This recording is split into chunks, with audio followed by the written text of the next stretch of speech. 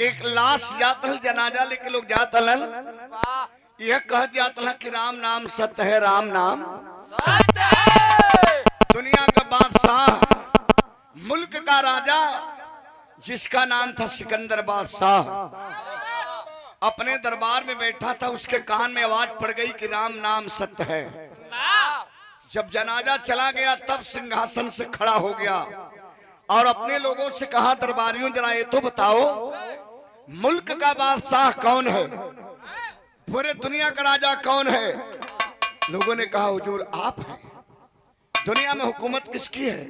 लोगों ने कहा हुजूर आपकी है। कहा दुनिया की सबसे बड़ी कुर्सी पे मैं बैठा हूं, दुनिया का राजा मैं हूं, तो मेरे नाम का गुणगान क्यों नहीं हो रहा है? मेरे नाम का गुणगान होना चाहिए, दुनिया में हुकूमत मेरी है। ये राम के नाम का गुणगान क्यों हो रहा है? ये कौन राम है? कहाँ रहता है? क्या कहा? कहाँ रहता है? यह कौन राम है, कहाँ रहता है? जिसके नाम की चर्चा हो रही है, मेरे नाम की चर्चा नहीं है। बताओ, कोई बताओ दरबार में कि कौन राम है जिसके नाम की चर्चा हो रही है? के जवाब दे राजा बाबू का। सबका सर झुक गया, लेकिन मंत्री बड़ा चालाक रहल बाबू। मंत्री सिंहासन से खड़ा हुआ और कहा, जाने पनाह गुस्ताखी माफ हो। राम को जानना चाहते हैं तो जानिए, मैं बता रहा हूं। ये लोग क्या बताएं, ये लोग डर गए, लेकिन मैं बता रहा हूं कि एक राम नहीं है हुजूर, कई राम हैं, कई राम हैं। एक राम दशरथ का बेटा, एक राम घट घट में लेटा। तो दशरथ का नौवर असली बेटा जटाऊ करो। देखिए, इसी को कहते हैं कि जहां न पहुंचे रवि वहां पहुंचे। जटाऊ का बेटा नहीं राम होते तो अग्निदान नहीं देते। दशरथ को नहीं अग्निदान दिए राम, लेकिन जटायु पंछी को दिए। कितनी बढ़िया बात कवि जी ने तलाश करके निकाला है। लेकिन याद रहे बाबूजी लोग, गौर करिए, कहा वह मंत्री के एक राम दशरथ का बेटा, एक राम घट घट में लेटा, और एक राम है जगत पसारा, एक राम है सबसे न्यारा। किस राम को जानना चाहते हैं? हिंदू होंगे 2 गज कफन मिलेगा, मुसलमान होंगे 2 गज जमीन मिलेगी। बाकी जो कुर्सी पे आज आप बैठे हैं, कल किस कुर्सी पे और कोई बैठेगा। बीते हुए कल में कोई और बैठा रहा होगा। जो आज दौलत आपके पास है, कल किसी और के पास हो जाएगी। जो आज का आपका जमाना है, कल किसी और का जमाना आ जाएगा। सदा ना रहा है, सदा ना रहेगा जमाना किसी का, नहीं चाहिए दिल दुखाना किसी का।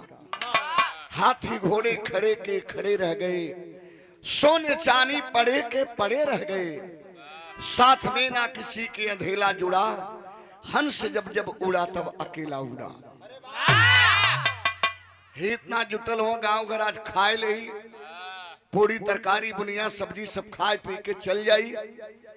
लेकिन केहू इतना तो बता दे हमके कि जो बाबूजी के तेरे में मन गाँव थी, वो बाबूजी के साथ कोई गए? कोई नहीं गया।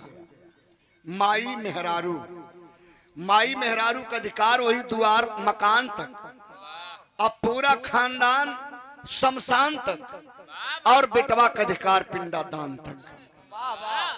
यही अधिकार है बाबू। हमारे गीत के आखिरी लाइन बेटा कैसे मास्टर, आओ।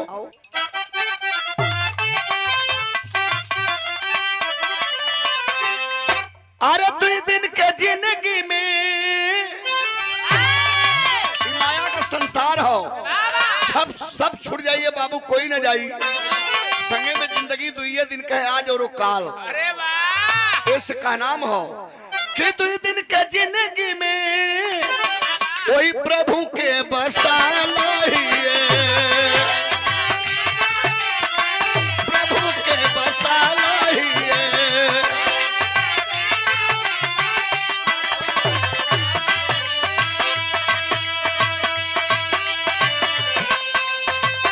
कहाँ का चुका दी हवा आयल ना कोई जिए।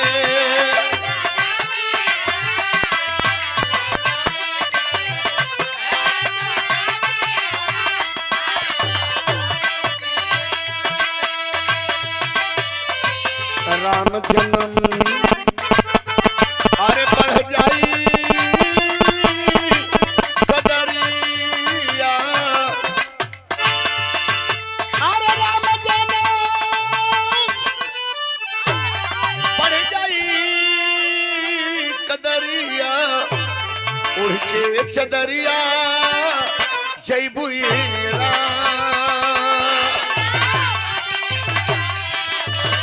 उड़ के चुनरिया जयबुएरा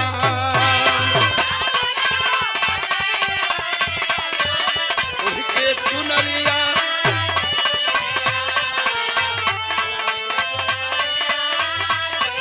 अरे राम जन्म